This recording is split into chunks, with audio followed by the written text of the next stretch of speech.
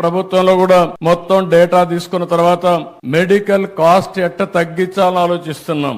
ఈ రోజు పేద కుటుంబాలన్నీ చితికిపోతున్నాయి. ఓసారి బాధేస్తుంది, ఓసారి ఒక్కొక్క పేషెంట్ కి 60 లక్షలు 70 లక్షలు ₹1,00,00,000 మెడికల్ బిల్లు వచ్చే పరిస్థితి వస్తా ఉంది. చాలా మంది ఆస్తులు అమ్ముకొని కూడా ప్రాణాలు కాపాడుకోవడానికి కష్టపడి ముందుకు పోయే పరిస్థితి వస్తున్నారు.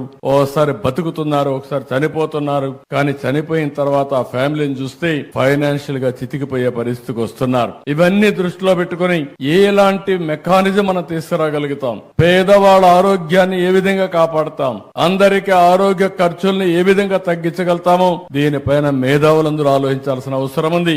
నేను కూడా ఆలోచిస్తున్నా. ఈ రోజు హాస్పిటల్లో కూడా ఇంకొక విషయం కూడా, ఇక్కడ డాక్టర్స్ ఉన్నారు, కొంతమంది ప్రైవేట్ మెడికల్ కాలేజెస్ కూడా ఉన్నాయి. మీరందరూ కూడా శ్రద్ధ పెట్టాలి. మీరు మీ హాస్పిటల్ మేనేజ్మెంట్ ఎంత ముఖ్యమో సమాజం కూడా అంతే ముఖ్యం. ప్రివెంటివ్ హెల్త్ గురించి మీ అందరి బాధ్యత. ప్రజా చైతన్యం తీసుకురావాల్సిన అవసరం ఉంది. అదే సమయంలో రియల్ టైం మానిటరింగ్ కూడా. చీటికి మాటికి మీరు హాస్పిటల్ అందరినీ పేషెంట్లు చేర్చి తద్వారా వాళ్ళకు రూమ్ రెంట్లు వేసి విపరీతంగా భద్రత పెంచేసే పరిస్థితికి వస్తున్నారు. ఈ రోజు వేరబుల్స్ వచ్చాయి. ఏ డిసీజ్ వచ్చినా ఆయన ఇంటి దగ్గర ఉంటే మీరు ఇక్కడ నుంచి మానిటర్ చేసి అవసరమైనప్పుడు అతను హాస్పిటల్ షిఫ్ట్ చేసే మెకానిజం వస్తా ఉంది. అంబులెన్సెస్ ఉన్నాయి. అంబులెన్సెస్ కూడా మనకు కావలసిన ఎక్విప్మెంట్ అంతా పెట్టే పరిస్థితికి వస్తున్నాం. అందుకని అందరం కూడా ఆలోచించుకోవాల్సింది, రాబోయే రోజుల్లో మానిటరింగ్ కూడా పేషెంట్ ఎక్కడుంటే అక్కడ చేసి అవసరమైతే హాస్పిటల్ తీసుకురావడం, అవసరమైతే ఆపరేషన్లు చేసే పరిస్థితి రావాలి. అప్పుడే కాస్ట్ తగ్గించగలుగుతాం. ఇవన్నీ కూడా టెక్నాలజీ వచ్చింది కాబట్టి